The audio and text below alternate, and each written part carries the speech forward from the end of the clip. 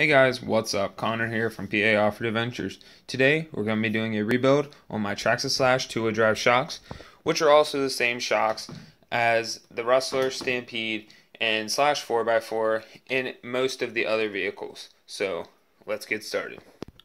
Alright guys, so these are the few tools that I normally have when I rebuild my shocks.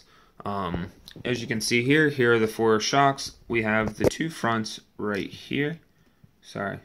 Right here, and then the two rears. I have the blue anodized aluminum caps on the rears. So you guys can tell throughout the video, if I'm not clear, that the blue capped shocks are the rear ones for my demo today. I have my shock oil. I normally run either a 45 or 50 or 47.5, depending on the track and the type of course that I am running. I change it fairly often. Moving over here is the shock rebuild kit from Traxxas. There you guys can get a good look at the part number 2362. Like, it's only a couple dollars at your local hobby store or online. It comes with all the necessary washers. It comes with all the rubbers, the little seals and everything, and it also comes with a little instruction manual. But if you guys are watching this video, I will show you guys everything you need to do to rebuild your shocks properly and get them back to tuned to 100%. So, moving down here, I have my drivers. You will need a 2 and a 2.5 millimeter driver to take the shocks off from your truck. And then I also have a smaller one here that I will probably use to run through the eye on the bottom here, to hold the shock so I can twist it and undo that. And then we also have just an Allen key that I also like to use sometimes other than the smaller driver to run through the hole in the bottom there. Then I have a pair of needle nose pliers over here. What they do is they hold the shock bore in place without scratching it up. I normally use a tissue like this to put in between the teeth on these. If you do not have a smooth plier, I would definitely recommend that. You do not want to scratch up the bore on your shock. Then I also use the tissues, or you can use a rag to clean out the bore. I will show you guys that, the cylinder. And then here's a little Dixie cup that I put all the old oil in, and a Q-tip. All these things are used to make sure the shock is clean and gets all the old oil out before we put the new oil in. So I'm going to get you guys set up here on the tripod, and then you guys can see how to start to rebuild your shocks. Alright guys, so I went ahead and laid the rag down behind the shocks while I'm doing them, so hopefully you guys can see a little bit better. But first thing you're going to do is, if you have any spacers on there, make sure you pop the spacers off. I have the front shock over here and a rear shock. I'm going to be showing you guys both, even though they are fairly similar. So then what you want to do is you just want to pop off this bottom cap. You can see it just slides out. Just release the pressure, tension from your spring, and your spring will come off. Then you can see we do not have anything on here except for this plastic piece, which goes in between the spring and your spacer. So now that we are down to this point, what I like to do is normally go ahead and take your shock cap off, which, like I said, I normally use an Allen key. So what I'm going to do is I'm going to pop the Allen key in there, and I just use that as my leverage to be able to turn. You can see I can undo the cap, and I will try to get this. There we go. Just unscrews, and then you guys can see here there is a black little eye in there, rubber seal. You guys want to make sure you keep that. Do not lose it. If you do use the kit to rebuild them, which I'm not in this build, just because I have recently done that and I do not need to replace the washers because my shocks aren't leaking. I'm just here to change the oil and show you guys how to do it. So if you're gonna use the rebuild kit, definitely take that out, put the new one in. But for my case, I'm just gonna wipe it down, take it out, clean it up. So I'm gonna pop that off here then. And sometimes it's a little tough to get to because it's all oily. But sometimes you have to use a I'm going to use my Allen key. There it goes. Pops right out. So you want to make sure you do that.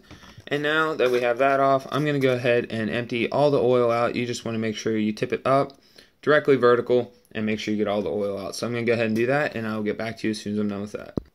Alright guys, so I went and emptied all the old oil out. You can see it's pretty dirty there. Not too bad though. Next thing you're going to do is you're going to get your needle nose pliers. Make sure you do not scratch your bore and latch onto them. And then I use an Allen key and twist off your little eye down here so that we can get into the washers and rubber seals inside. So I'm going to go ahead and do that, and I will get back to you. Alright guys, so I was able to get that off with my needle nose and the small little pliers. So there you go. You just slide the blue spacer off on the front shocks. They do not have these, but the rears do. Then you get to the black cap that is holding your seals and everything in. What you're going to want to do is, if you can't get them by hand, which normally they're pretty tight, I normally get my pliers and go ahead and latch onto them and just give it a nice little twist, and they normally pop right off. So that just untwist. You can slide that down. Then what you can do is you can go and push your shaft straight out the top, and you can see that comes out. Now you have basically torn everything down to nothing, except you have your little washers in there and seals.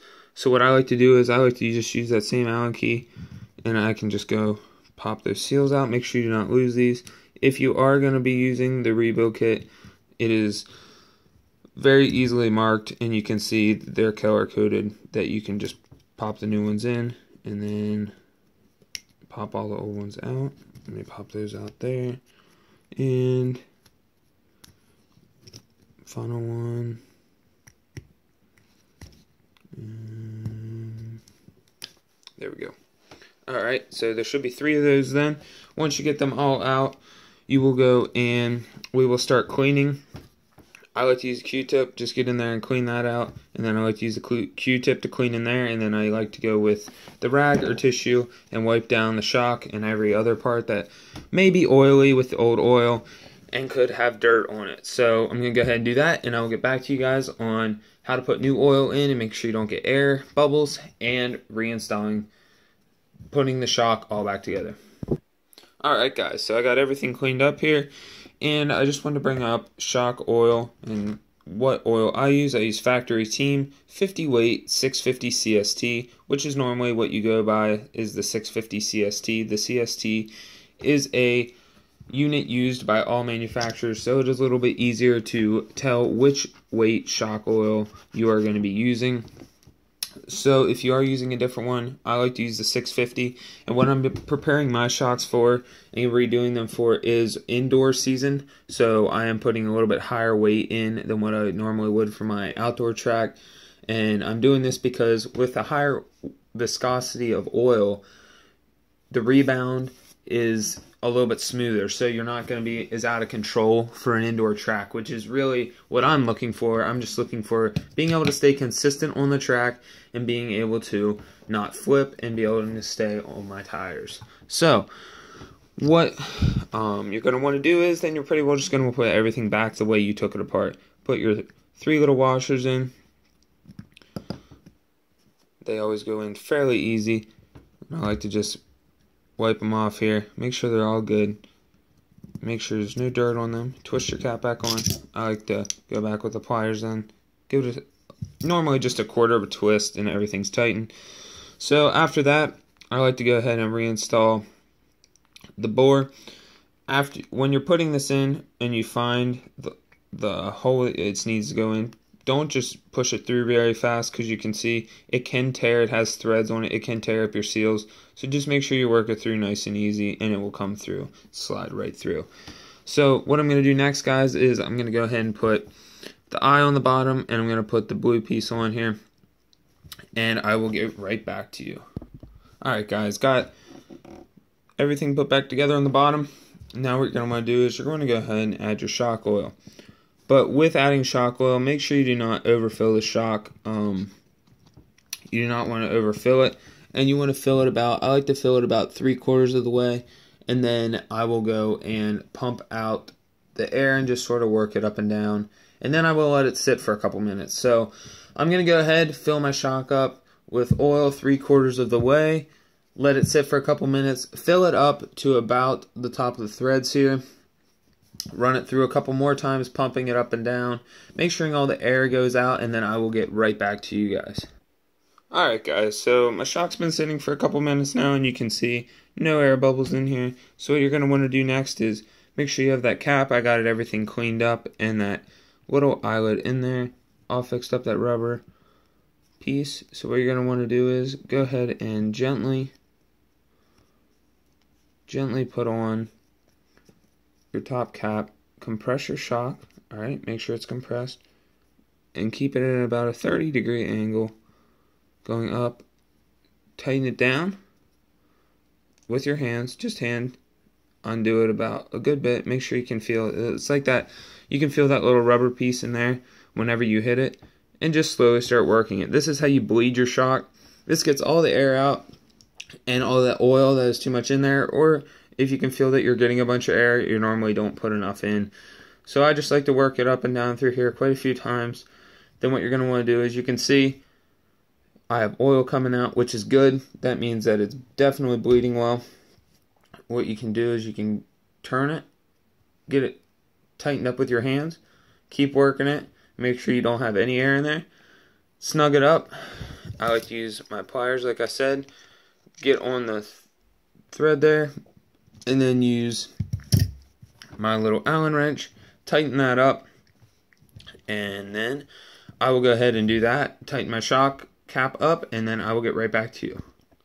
Alright guys, so I went and cleaned up there around the shock cap where the oil was and tightened it up. So next thing you want to do is you're going to want to put that shock mount holder, or you can put your spacer on depending on what you like to prefer. I'll put my spacer on just for the video, and we'll go ahead and slide that on the shock mount holder.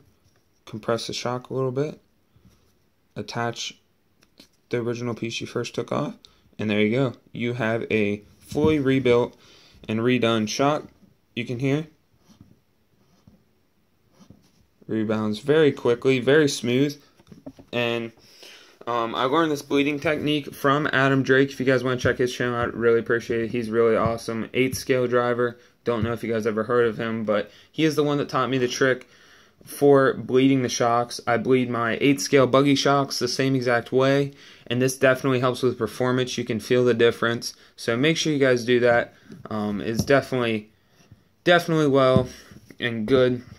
Spend a little bit extra time on bleeding your shocks, really helps. So I went ahead and already did the front one while you guys, while I took the break there and let this one sit.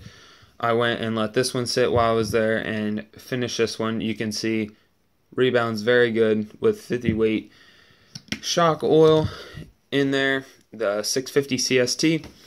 So guys, that is how you rebuild the shocks, and like I said, the rear is the one I showed you, and the front one is the same exact way, same exact seals, everything. So if you guys can understand how to do the rear one, you guys can do the front one. So just follow along the video, watch it again, and you guys can go through and do all 4 of your shocks. So if you guys like this video or are new to the channel, subscribe if you're new. Like the video if you liked it, and if you thought this was helpful, be sure to give it a like. I'd really appreciate it. Be sure to tell your friends on how you learned how to rebuild your shocks, and share this video with them. Until my next video, I will see you guys later.